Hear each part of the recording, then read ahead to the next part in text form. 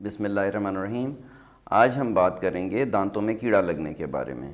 سب سے پہلے تو میں آپ کو یہ بتاتا چلوں کہ ایکچول کوئی کیڑا نہیں ہوتا جو کہ لوگوں کا خیال ہے کہ وہ دانت کو کھا رہا ہوتا ہے۔ کوئی ایسا کیڑا نہیں ہوتا۔ جراثیم ضرور ہوتے ہیں، اور ایک یہ جراثیم کا اٹیک ہوتا ہے دانت کے اوپر، جس کی وجہ سے دانت گھل جاتا ہے۔ جیسے سیب گل جاتا ہے، یہ اسی طرح ہمارا دانت گلنا شروع ہو جاتا ہے۔ جیسا کہ میں نے پہلے ایک ٹاپک میں بتایا تھا کہ بروقت تشخیص اور بروقت علاج بہت ضروری ہے۔ دانتوں میں کیڑا لگتا کیوں ہے؟ سب سے پہلے اور سب سے امپورٹنٹ بات یہ ہے، دانتوں میں کیڑا لگنے کی دو وجوہات مین ہیں۔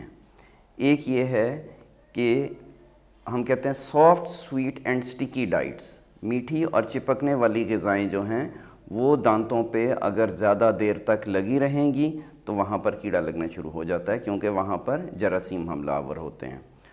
دوسری چیز یہ ہے کہ اگر برشنگ نہیں ہوتی، دانتوں کی صفائی صحیح طرح سے نہیں ہوتی ہے، اور اگر ہم رات کو سوتے ہوئے برش نہیں کرتے، دانتوں پہ پلاک جمی ہوئی ہوتی ہے، وہاں پہ کیڑا لگنا شروع ہو جاتا ہے۔ ایک اور بہت کامن جو وجہ ہے جو کہ بچوں میں پائی جاتی ہے، جس کو ہم ریمپینٹ کیریز کہتے ہیں، وہ ہوتی ہے فیڈر کی وجہ سے۔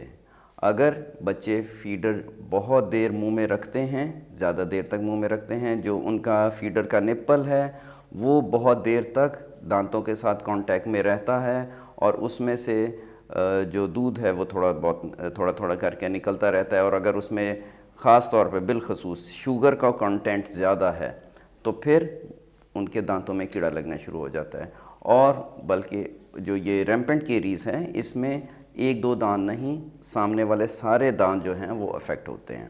بہت ساری دوسری کمپلیکیشن ہوتی ہیں، دانتوں میں سویلنگ ہو جاتی ہے، مسوڑوں میں سویلنگ ہو جاتی ہے، انفیکشن ہو جاتی ہے۔ تو ان چیزوں سے بچا جا سکتا ہے۔ اچھا، اب اس کا علاج کیا ہے کیڑا لگنے کا؟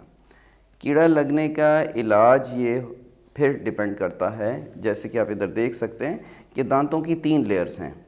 اگر تو باہر والی لیئر تک ہی کیڑا لگا ہوا ہے تو پھر ہم اس میں فلنگ کر دیتے ہیں۔ فلنگ کے لیے بھی ہمارے پاس ڈیفرنٹ مٹیریلز ہوتے ہیں، امیلگم ہے یا کمپوزٹس ہیں، اور ڈیفرنٹ مٹیریلز ہوتے ہیں۔ اگر دوسری لیئر ہے جس کو ہم ڈینٹین کہتے ہیں، ڈینٹین تک آ جائے، ڈینٹین جو ہوتی ہے وہ دانت کا سینسٹیو پارٹ ہوتا ہے، اور وہاں تک جب بات پہنچتی ہے تو پھر ٹھنڈا گرم لگنا شروع ہو جاتا ہے، تھوڑی بہت پین بھی شروع ہو جاتی ہے۔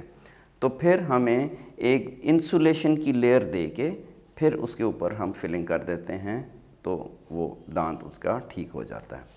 لیکن اگر جو کیڑا لگ رہا ہے وہ پلپ تک پہنچ جاتا ہے، جو دانت کے اندر کور ہوتی ہے، جس کے اندر دانت کا لیونگ ٹیشو ہے، جس میں بلڈ ویسلز ہیں، نروز ہیں، نسیں ہیں دانت کی، وہاں تک پہنچ جاتا ہے تو پھر دانت کے نیچے انفیکشن آ جاتی ہے، جیسا کہ ہم یہاں پر دیکھ سکتے ہیں۔ اس انفیکشن کا علاج کرنا ضروری ہوتا ہے، اور اس سٹیج پر ہمیں پھر روٹ کینال ٹریٹمنٹ کرنا پڑتا ہے۔ ہم بچ سکتے ہیں اگر ہم پہلی سٹیج پر ہی اس چیز کو پکڑ لیں۔ بعض اوقات بالکل انیشل سٹیج پہ ہوتا ہے اور پٹس اینڈ فشرز کے اندر کیوٹی ہوتی ہے، ہمیں فلنگ کی ضرورت بھی نہیں پڑتی، ہم وہ سیلنٹس یوز کر کے اور اس کو وہیں پہ پروسیس کو روک دیتے ہیں، تو پھر جو مزید پروسیس آگے نہیں بڑھتا۔